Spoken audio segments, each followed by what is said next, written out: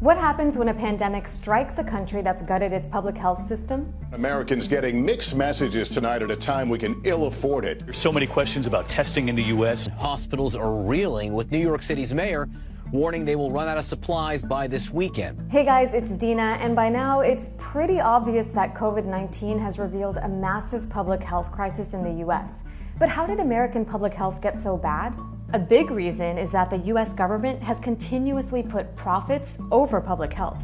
We've cut basic public services, and then everything else, we've assented to the system that basically says you've got to be for profit to matter. The U.S. government's response to the coronavirus pandemic has been a massive failure. Since March, the country has scrambled to stop a virus that public health services could have helped contain.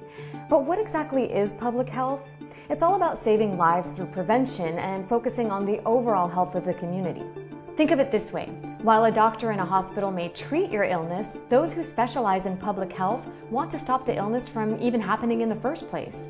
Things like vaccinations, testing, and tracking disease outbreaks, those all fall under public health.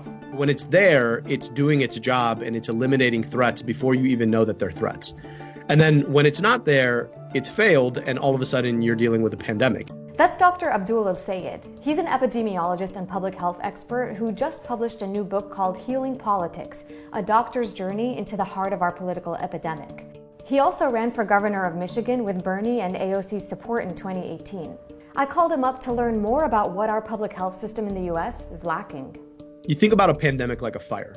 If you put your fire out when it's in your toaster, then it never engulfs the house. But if you wait until it engulfs the house, then at that point, you're trying to prevent it in the neighborhood. The problem is the U.S. has often not only ignored the fire, but has taken steps that have directly made the fire worse. For example, in 2016, President Obama created a task force within the National Security Council to deal with pandemics. Sounds like a useful thing to have, right? Well, unfortunately, the Trump administration disbanded it in 2018. Key officials who left or were fired were never replaced. I'm a business person. I don't like having thousands of people around when you don't need them. It kind of feels like we could have used the people whose job it was to sound the alarm ahead of a pandemic.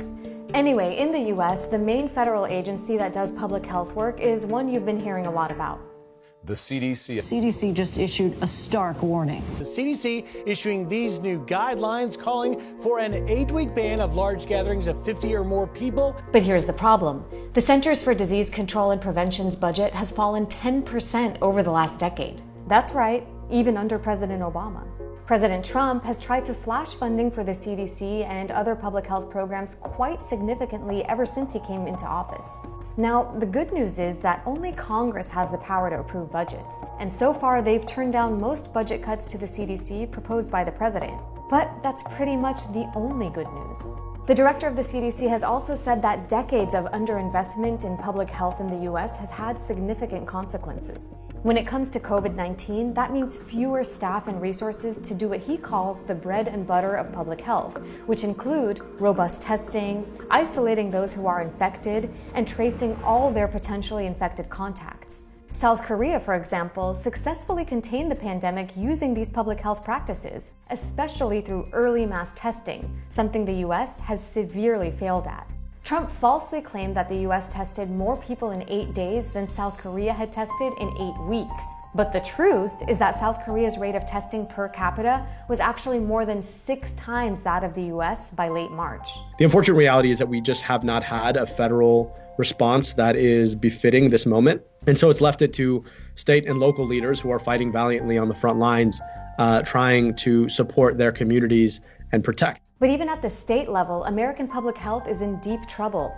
There are more than 3,000 state, local, and tribal public health agencies across the U.S. and its territories. Those public health departments get 50 to 70% of their funding from the CDC.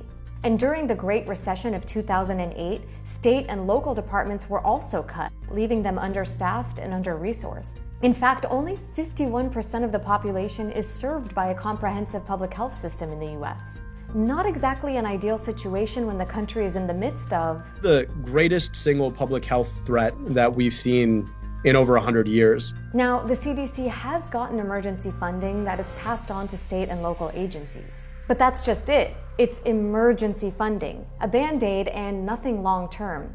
Research has repeatedly shown us that investments in public health save costs in the long run. So why isn't the US investing in it more? Well, turns out there's a lot of money to be made in treating people after they get sick. The medical system in the US is designed to maximize the profits of healthcare insurance companies, big pharma, and for-profit hospitals. The US spends more on healthcare goods and services than any other country in the world. It spends nearly $11,000 per person annually on treatment. But for prevention, not so much.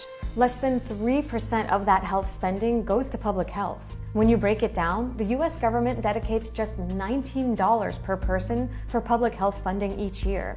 Providing preventative public health services is a public good, which just isn't a hot commodity. Imagine trying to sell somebody a non-thing. That's kind of what we do in public health. Over in Europe, many countries have universal health care, and Spain even nationalized its private hospitals to help combat COVID-19. Meanwhile, in the US, both Republicans and Democrats have allowed the market to take over the state when it comes to providing healthcare services. When you decide that something is no longer a public good, when you decide that there ought to be a profit motive underneath it, what you're basically saying is that people who can't pay should get excluded. Using Dr. El-Sayed's example, it's clear that the COVID-19 pandemic is a fire that's already engulfed the neighborhood. So what's next? If we don't want to be here again, then we damn well better start investing in public health. And so if the US government runs the CDC and runs our major public health institutions at the federal level, investing in them over the long term saves the US government, the American taxpayer, a lot of money. That leaves us with the potential to have better health and spend less overall than we would right now. What's lost is that CEOs at health insurance companies are not making $19 million a year, but to me, I'm okay with that.